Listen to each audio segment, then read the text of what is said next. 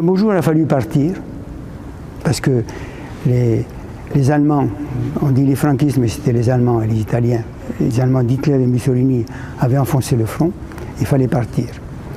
Et on a vécu 3 jours et 3 nuits entre Barcelone et Portbou. Ça a été l'enfer, mais vraiment l'enfer. À 30 km de Barcelone, on a pu prendre un camion chargé de blessés, de soldats républicains qu'on amenait vers la France. Le camion roulait très très lentement. Les soldats criaient « Attention, c'est un hydravion, il faut sauter ou autrement on va mourir ». Le camion a éteint les phares, il a avancé une 50aine ou 60 mètres, il s'est arrêté. Ma mère a eu un mauvais réflexe, elle a été prise de panique, elle s'est jetée sur ma sœur, elle l'a plaquée pour la protéger. Elle m'a verrouillé par le cou, on entendait l'hydravion qui arrivait, les moteurs de l'avion. Moi j'étais conscient qu'il fallait sauter, autrement on allait mourir, j'étais conscient, mais je ne pouvais pas bouger. J'ai vécu des moments terribles, j'ai dit bon, on va mourir, on va mourir.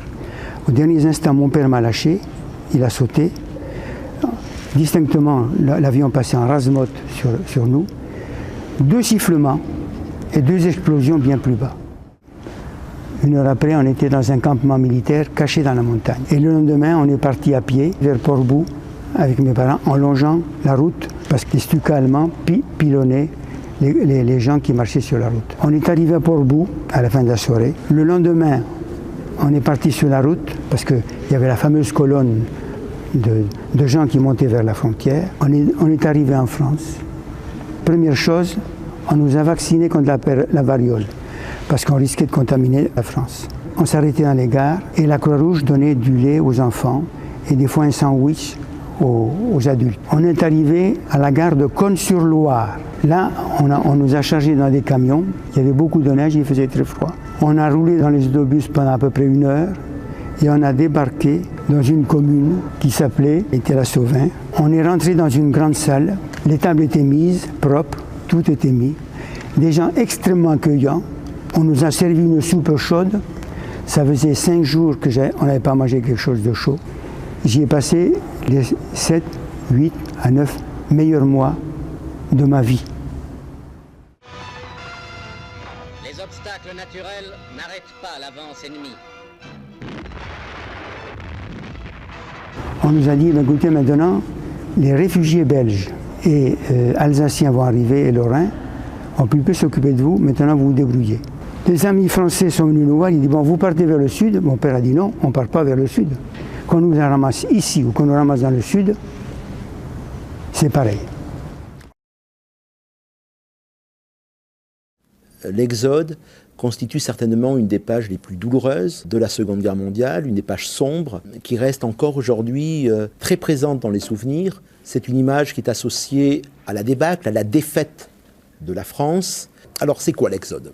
C'est la fuite des civils devant l'offensive allemande. 7, 8, 9 millions de Français sur les routes pour fuir les bombardements.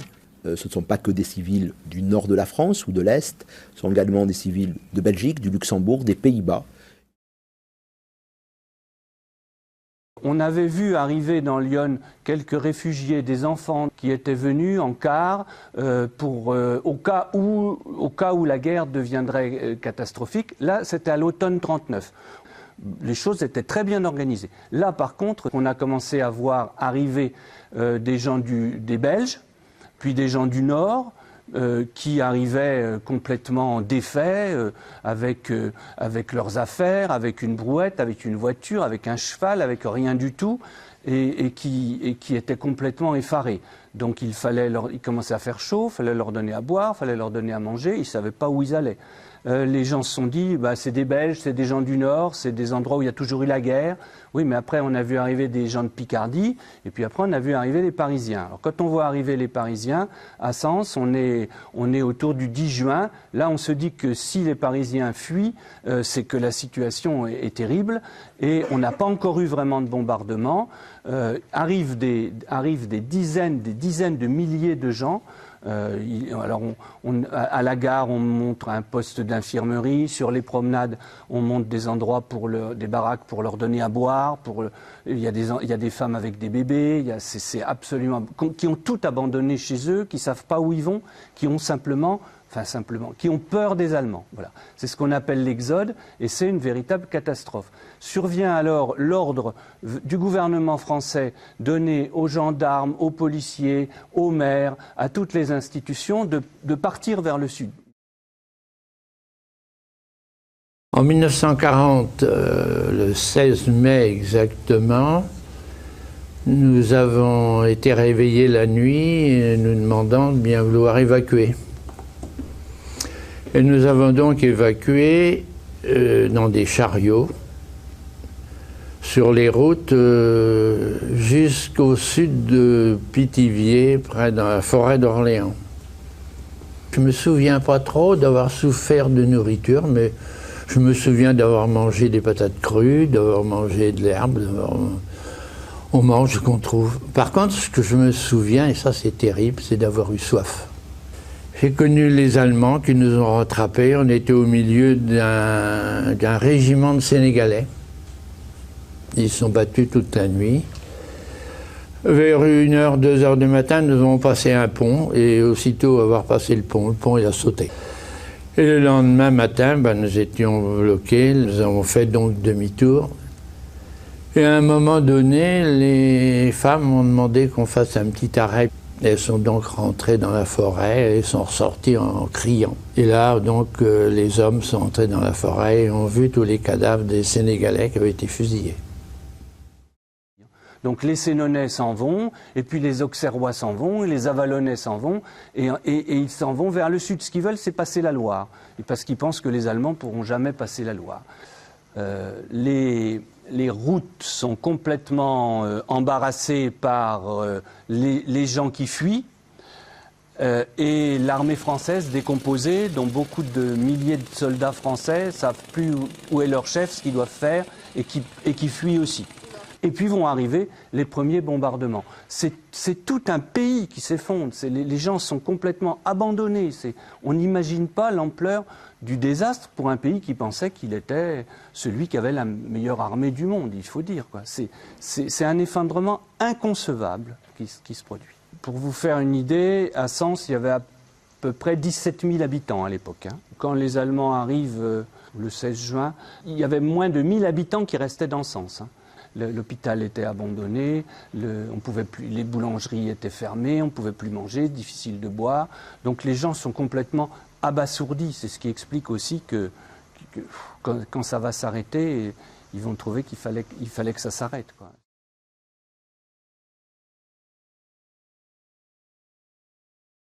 À Bordeaux, l'exode, c'est pratiquement 3 groupes de personnes.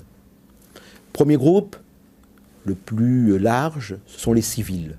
Les civils, donc, qui fuient l'avancée allemande, qui arrivent du nord, de l'est de la France, mais aussi de Belgique, des Pays-Bas, du Luxembourg.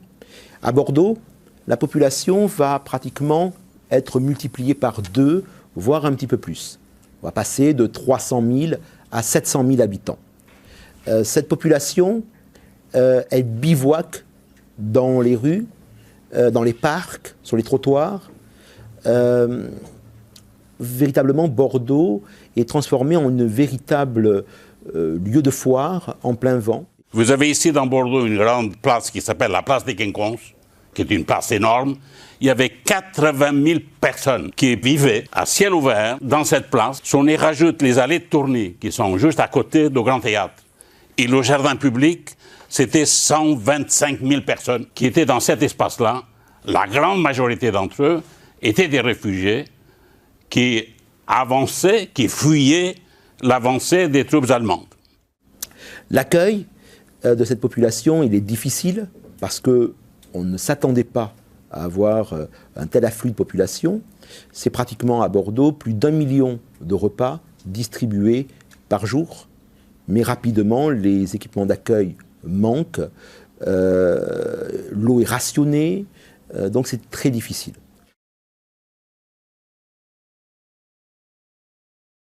Deuxième groupe de cet exode, ce sont les entreprises. Car les entreprises ont également fui l'avancée allemande. C'est le cas de Peugeot, par exemple. En juin 1940, ce sont 4000 salariés de Peugeot Montbéliard qui arrivent à Bordeaux, ainsi que toutes les archives du groupe. Mais l'exode, c'est aussi la Banque de France, qui va transférer à Bordeaux ses réserves de billets, son siège social et toutes ses succursales. Enfin, et c'est ce qui est le plus connu, l'exode, c'est aussi le transfert, l'arrivée, le repli du gouvernement, de l'appareil d'État à Bordeaux. Après 1870-1871, après 1914, donc Bordeaux est pour la troisième fois de son histoire la capitale provisoire de la France. Quels sont les choix finalement en juin 1940 qui s'offrent au gouvernement? Le gouvernement va devoir s'interroger sur doit-il poursuivre la guerre ou bien doit-il demander l'armistice? Ce débat a conduit à la démission de Paul Reynaud le 17 juin et à la nomination du maréchal Pétain. Le 17 juin 1940, le maréchal Pétain va s'adresser aux Français. Ce discours, il est prononcé à Bordeaux, au lycée Longchamp. C'est dans ce lieu qu'arrive donc autour de midi le maréchal Pétain, donc tout juste investi président du Conseil. Il va se préparer à faire un discours qui va être radiodiffusé en direction des Français et dans lequel il va annoncer donc qu'il entend demander l'armistice et l'arrêt des combats. Donc c'est un jour de juin, comme il en existe à Bordeaux, journée très orageuse, et il est obligé de recommencer à plusieurs reprises son discours. Et le sentiment qu'ont les gens qui l'ont écouté, c'est un immense trouble. On a l'impression d'être dans une sorte de film ou de pièce dramatique où on va annoncer quelque chose de terrible. Et effectivement, il annonce quelque chose de terrible. C'est le cœur serré que je vous dise aujourd'hui qu'il faut cesser le combat. Mais face à lui, d'autres ne sont pas du tout favorables à cette option. D'abord, c'est l'appel du général de Gaulle, le 18 juin. L'honneur, le bon sens, l'intérêt supérieur de la patrie commande à tous les Français libres de continuer le combat là où ils seront et comme ils pourront. Mais le général de Gaulle était sous-secrétaire d'État. Donc il a vécu ces journées très chaudes de Bordeaux depuis le 14-15 juin.